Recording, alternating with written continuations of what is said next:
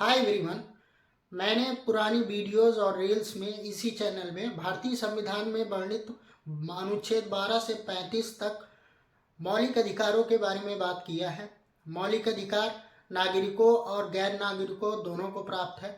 तो अभी हम बात ये करेंगे कि मौलिक अधिकार हमें किस के प्रति प्राप्त हैं, और यदि ये जो मौलिक अधिकार हमें प्राप्त है इनका हनन होता है तो उसके लिए उपचार क्या है। तो सबसे पहले हम बात करेंगे मौलिक अधिकार किसके खिलाफ हमें प्राप्त है। तो मौलिक अधिकार हमें राज्य के खिलाफ प्राप्त है। अब यहाँ राज्य शब्द की व्याख्या करना बहुत ज़रूरी है, क्योंकि राज्य को कहीं आप लोग जैसे स्टेट्स हैं हमारे देश में उसको ना समझ लें। राज्य का आशय यहाँ पूरे देश से है। राज्य की परिभाषा जो है भारतीय संविधान के अनुच्छेद 12 में बताई गई है। राज्य को आप इस तरह से समझ सकते हैं कि राज्य के अंतर्गत मेनली 3 चीज़ें आती हैं।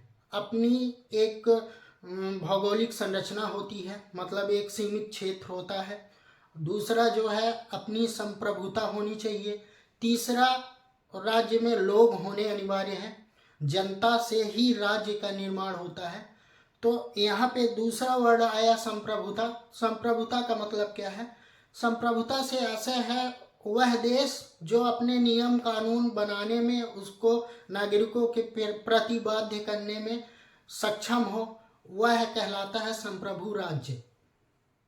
अब हम राज्य की बात कर चुके, अब हम उपचारों की बात करेंगे। ये जो मौलिक अधिकार हमें प्राप्त हैं, तो यदि इनका हनन होता है या राज्य जो है या राज्य से संबंधित निकाय इसको नहीं मानते हैं, तो हमारे पास क्या उपाय है।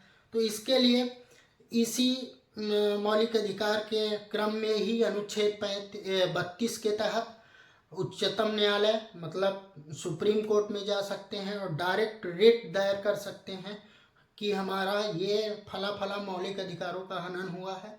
और दूसरा उपाय है आर्टिकल 226 अनुच्छेद 226 के तहत हम जो है हाई कोर्ट में जा सकते हैं, उच्च न्यायालय में जा सकते हैं। तो इस तरह से ये भारतीय संविधान में प्रदत्त मौलिक अधिकार नागरिकों को बहुत ही सशक्त बनाते हैं, और डॉक्टर भीमराव अंबेडकर ने इसको भारतीय संविधान की आत्मा कहा था, और इसे भारतीय संविधान का मैग्ना कार्टा भी कहा जाता है।